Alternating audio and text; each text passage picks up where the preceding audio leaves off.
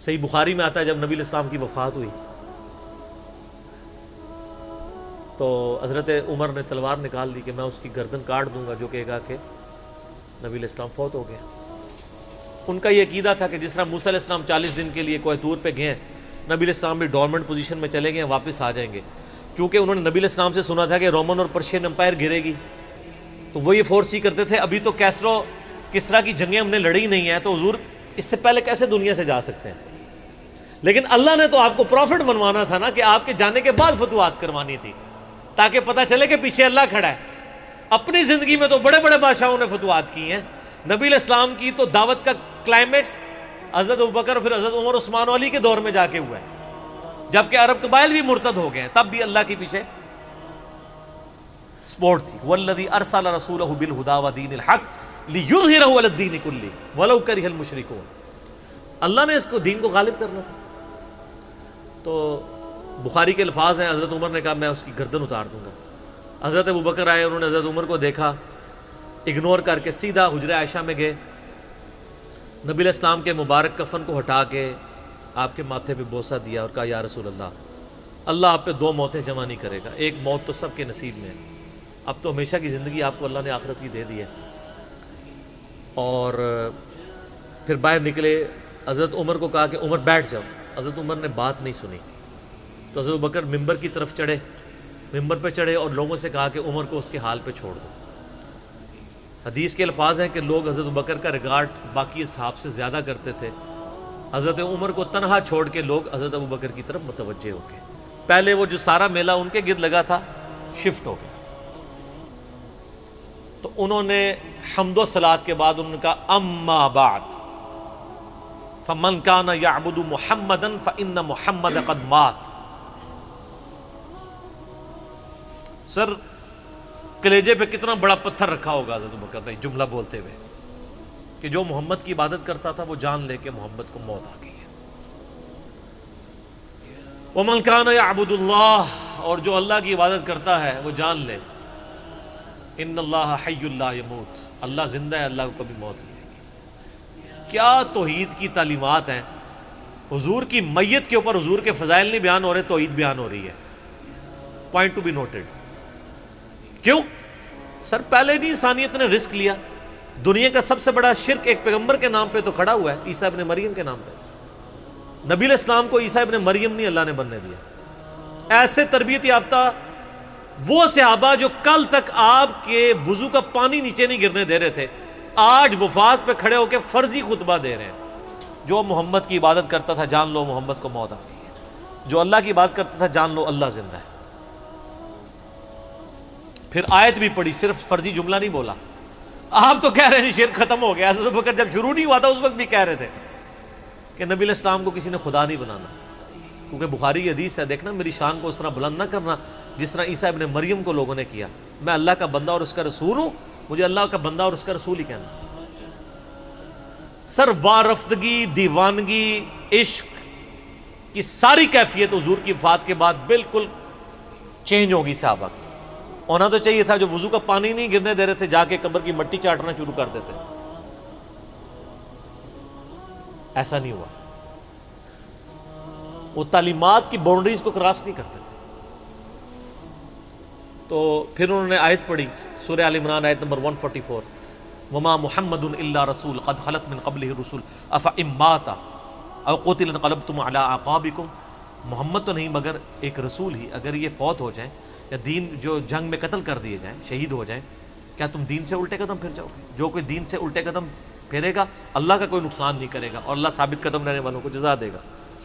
پھر سورہ الزمر کی آیت نمبر 30 پڑھی، انک میت وانہم میتون۔ اے نبی تمہیں بھی مرنا ہے اور ان کو بھی موت آنی ہے، تمہارے مخالفین کو، پھر تم اللہ کے حضور جھگڑو گے، اللہ تمہارا فیصلہ کرے گا۔ یہ سیدنا ابوبکر کی حضور کی وفات کے وقت استقامت تھی۔ پھر جھگڑا کھڑا ہو گیا حضور کو دفنانا کدھر ہے؟ جامعہ ترمذی میں حدیث ہے، سیدنا ابوبکر کہتے ہیں کہ میں نے نبی علیہ السلام سے یہ بات سنی تھی کہ اللہ اپنے پیغمبر کو وہیں پہ موت دیتا ہے جو اس کے لیے سب سے پسندیدہ جگہ اللہ کے نزدیک ہوتی ہے۔ تو حضور کی جو چارپائی ہے نا اس کے نیچے ان کی قبر کھودو، وہاں پہ اللہ نے ان کو موت دی۔ پہلے صحابہ میں رائے نہیں طے ہو رہی تھی کہاں دفنانا ہے۔ پھر سنن نسائی الکبریٰ کے اندر پورا وفات النبی چیپٹر ہے، سنن ابن ماجہ میں بھی موجود ہے کچھ حصہ اس کا۔ پھر لوگوں نے پوچھا کہ نبی علیہ السلام کا جنازہ ہوگا؟ انہوں نے کہا ہاں ہوگا۔ اسی طریقے سے تکبیر کہو اور سورہ فاتحہ اور اس کے بعد درود شریف اور اس طریقے سے 4 تکبیرات پڑھو۔ لیکن ایک فرق تھا کہ نبی علیہ السلام کو پروٹوکول صحابہ نے دیا ہے کہ آپ کی جو جنازے کی نماز ہے نا وہ جماعت کے ساتھ نہیں ہوئی۔ صحابہ نے یہ پروٹوکول دیا کہ حضور کی میت کی موجودگی میں بھی کوئی شخص امامت نہ کروائے۔ حجرے میں ایک طرف سے لوگ داخل ہوتے تھے، اکیلے اکیلے جنازہ ادا کرتے تھے، اور ڈیٹیل میں آتا ہے 2-3 دن تک جنازہ ہوتا رہا۔ پہلے یعنی مرد داخل ہوئے، اس کے بعد بچے، غلام، پھر عورتیں، اس طریقے سے سب نے جنازہ پڑھا۔ ظاہر ہے 1 لاکھ سے زیادہ لوگ تھے جنازہ پڑھنے والے۔ اس موقع پہ بھی سیدنا ابوبکر کی آپ استقامت دیکھیں، ورنہ حضرت عمر کتنے سٹرانگ اصحاب کے مالک تھے، ان کی حالت آپ دیکھ لیں۔ جب ضرورت پڑی ان کے مضبوط اصحاب کی تو کولیپس کر گئے۔ ابوبکر ہی کھڑے ہوئے ہیں، تو حضور کو پتا تھا نا میں نے مصلی پہ کسے کھڑا کرنا ہے۔ اور بخاری میں الفاظ ہیں، جب مصلی پہ کھڑا کیا فرمایا ابوبکر کے علاوہ سارے دروازے بند کر دو، صرف ابوبکر کے گھر کا دروازہ جو مسجد کی طرف کھلتا ہے، جو مسجد کا دروازہ ابوبکر کے گھر کی طرف ہے وہ کھلا رکھو، باقی سارے بند کر دو۔ تو نبی علیہ السلام کو یہ پتا تھا کہ کس لیول کا کس بندے کا یعنی ایمان ہے، اس کے اعصاب ہیں۔ اور بخاری کے الفاظ ہیں، جب حضرت ابوبکر نے خطبہ دیا، حضرت عمر کہتے ہیں میرے پاؤں میرا بوجھ نہیں اٹھا سکے، اور مجھے یقین آ گیا کہ حضور فوت ہو چکے۔ یہاں قرآن و حدیث سن کے کسی کے کان پہ جوں تک نہیں رنگتی، وہاں پہ حضرت ابوبکر کا خطبہ اور آیات سن کے حضرت عمر کہہ رہے ہیں کہ میرے پاؤں میرا بوجھ نہیں اٹھا سکے، کہ یہ تو واقعی تو قرآن کی آیت۔ اور اس میں بخاری مسلم صحیح بخاری میں الفاظ ہیں، کئی دن تک ہم جب بھی صحابہ ایک دوسرے کو ملتے تھے تو یہی آیت سنایا کرتے تھے، وما محمد الا رسول قد خلت من قبلہ الرسل افئن مات او قتل انقلبتم علی اعقابکم، کہ محمد تو نہیں مگر ایک رسول، انہیں بھی تو موت آنی ہے، تاکہ ہمیں یہ یقین آ جائے کہ حضور دنیا سے چلے گئے۔ تو یہ صحابہ کرام علیہم رضوان کی نبی علیہ السلام کے ساتھ عقیدت تھی۔ اور سیدنا ابوبکر آپ کو بالکل صف اول میں نظر آئیں گے، ٹاپ آف دا لسٹ، معاملات کو ہینڈل کرنے میں، چیزوں کو بالکل من و سنت کے مطابق ڈھالنے میں، اور ہر معاملے میں رجوع لانے کے اوپر، اور اہل بیت کے ساتھ کمٹمنٹ کے اوپر، ہر مسئلے میں آپ کو حضرت ابوبکر صدیق کی قربانیاں ٹاپ آف دا لسٹ نظر آئیں گی۔ تو بات کہاں سے کہاں شروع ہوئی، فی البدی میں تو اور گھنٹوں بول سکتا ہوں، مجھے اتنی حدیثیں یاد ہیں یہ فضائل کے اعتبار سے۔ آخر میں حصول برکت کے لیے میں وہ حدیث بیان کروں گا جو میں اکثر بیان کرتا ہوں۔